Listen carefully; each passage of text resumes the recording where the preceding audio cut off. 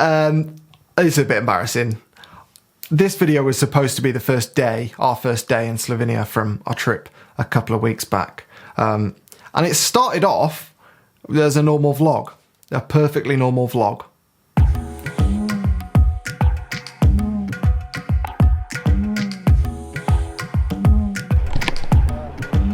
Hello everybody, and welcome to day 2 here in Slovenia. Sorry, day 2, not day 1. I'll explain why. If you're wondering why it's day 2 and I didn't make a vlog in day 1, it's because, as you might be able to tell, I've still got a bit of a cold, so poor little me, didn't make a video yesterday. I just sort of tried to chill out a bit. But the plan today is to go up those mountains that I've just showed you, and ordinarily we'd obviously walk up them, but because visibility up there is pretty much zero, they're unfamiliar mountains, we don't have proper maps, and I can't really breathe properly, we've made the difficult decision to get in the car instead, which probably sounds a bit sarcastic. I mean, that's not really a difficult decision until you hear that we're only going 6 or 7 kilometres and it's going to take 2 hours. You need to go all the way around the mountains, which I'll show you on a map. Typical Brit, moaning about 2 hours in the car. If you're not from the UK, if you're from America or Australia, Russia, most European countries, to be honest, you'll probably be accustomed to spending more than 2 hours in the car. But we live on a very small island, and us spending 2 hours in the car is basically feels like a weekend. Feels like a whole weekend. So yeah, that just gives you a bit of context for why I was moaning having spent 2 hours in the car. Having said that, any amount of time in the car to get such a short distance as the crow flies is going to feel longer, I think. I say as the crow flies, I don't know if a crow would fly over a 2,000 metre mountain. Anyway, map. So yeah, we were staying in Trenta and we wanted to walk to Seven Lakes Valley, which as you can see, Google says is 4 hours, but in the car, that is about 2 hours and 98 kilometres. And then you just have this little walk, which on here doesn't look too troublesome at all. A bit of a kick in the teeth, that 2 hours. Need to find a good podcast. Also, this video is sponsored by Lumix, and all the images that you see, all the stills that you see in this video were shot on the G9. I'm hoping there are some stills in this video, otherwise that won't make sense, but hopefully I'll get some photos today. All the video clips, including this one, were shot on the G90 as well, which I've had for a couple of weeks now, and I'm absolutely loving filming with, so thanks Lumix. And yeah, time to go and get in the car for 2 hours and go very little distance.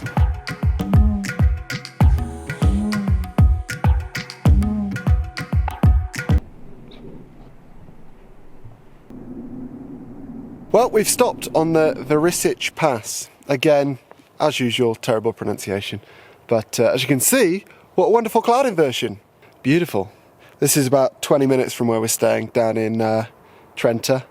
And some of you may remember this from the last video. Last trip is in 2018, when I was last in Slovenia with Andrew, and we went to the Verisic, and not the last video. If you're following this, congratulations, because I'm not. We didn't have these conditions last time. It's amazing. You might also notice, eagle-eyed viewers of you, that I've got some weird things in my ear. I get these plain filter earplugs, so my ears don't hurt when we're landing, which is and I've worn them today because I've got a cold, and even going up and down mountains in a car, my ears get a bit pressurised.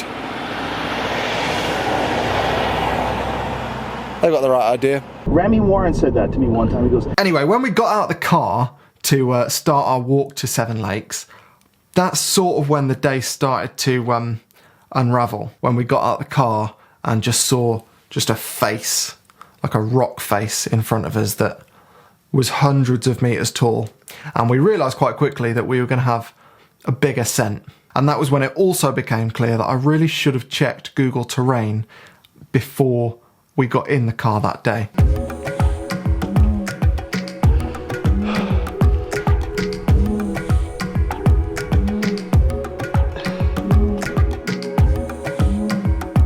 We must be higher than that. Maybe it's 7,200 metres. Yeah, I'll take that. Here we are at the top of the Himalayas. I mean, in total, to be honest, it was probably only about 1,000 metres of ascending, which is not that much, except for the fact we both had bad colds. Poor us. We didn't have that much water, and there wasn't loads of light left in the day. I mean, because we were driving the 2 hours and thought we were going to have a leisurely walk to the lakes, we didn't give ourselves all the time in the world, particularly in October when the light obviously fades faster than the summer. So that was the start of the problems, really. That just came from up there. Could have landed on our heads.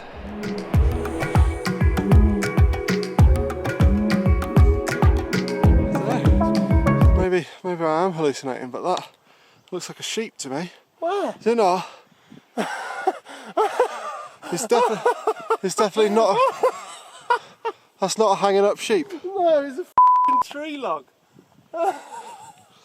Put your glasses on. No, I'm losing my mind. I'm that tired. Oh. I was also too exhausted to note that I hadn't turned the image stabilisation on the camera, so if I'm making you feel a bit seasick, I do apologise. I mean, in some ways, you're probably thinking, what are they moaning about? Like, that mountain doesn't look that bad. And it wasn't. Like, it was a lovely day. We didn't have to worry about visibility. We didn't have to worry about knowing where we were going. It was quite a simple route up. But after about 2 hours, having looked at the GPS again, we realised we were about a quarter of the way to where we wanted to get to. And we only had about 3 hours, maybe, of daylight left. So long story short, luckily I saw that maybe 300 yards from where we were there was another little lake, and we just went along to that in the hope that that was going to be something worth seeing. And at the same time we decided that we were going to have to set a turn back time because it was going to get dark. You ready? Done? Yeah. Cool.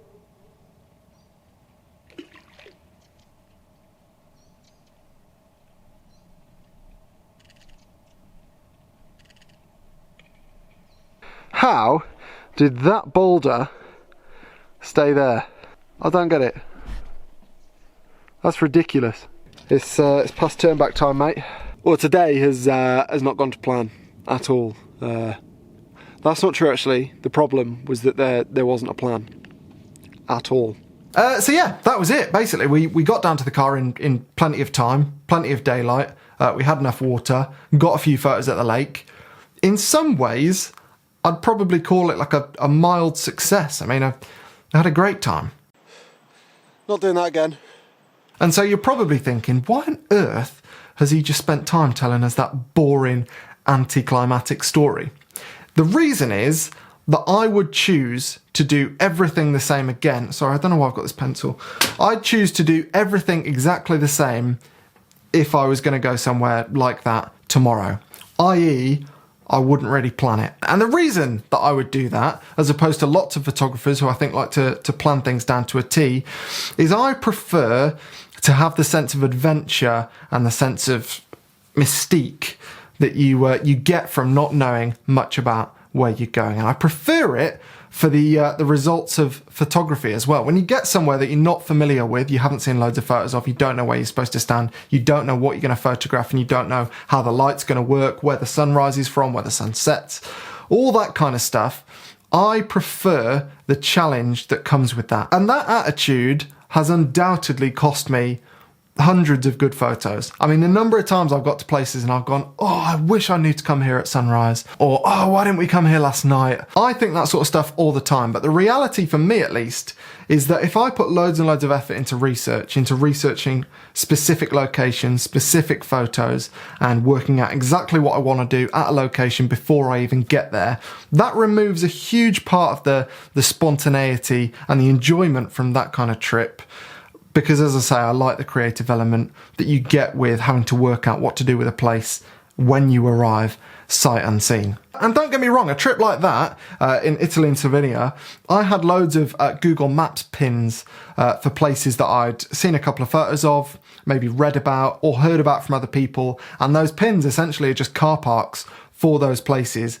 And in most cases, as you saw from the Italy vlogs, I didn't really know all that much about them. Certainly not how to pronounce them. Crado del Lago, is that where we are? And that's just how I like to work, and I don't get away with it all the time, as you saw in this video. Sometimes it falls flat on its face, and I miss out on photos because of it. And I certainly can't do it when I'm working with a client. Can you imagine me saying to an art director, I've not done any research, I'm just going to go and see what I see, and if I get a photo, great. If I don't, I don't. I don't think that'd fly, to be honest. But when I'm going somewhere for myself, I prefer to to limit the amount of research about a place I do, as I've said for about the 20th time now. Having said all that, clearly it makes sense to work out how to get to a place, even if you don't want to research loads about what's there. Makes sense to work out how to get to a spot for a certain time, at least. Anyway, that's today's ramble. Thank you very much to Lumix for sponsoring this video and making cameras with wonderful image stabilisation, even if I forget to turn it on. And I'm really pleased that I got a couple of photos with my G9 that day as well, because if I hadn't, well, that would have made the ascent all the less memorable.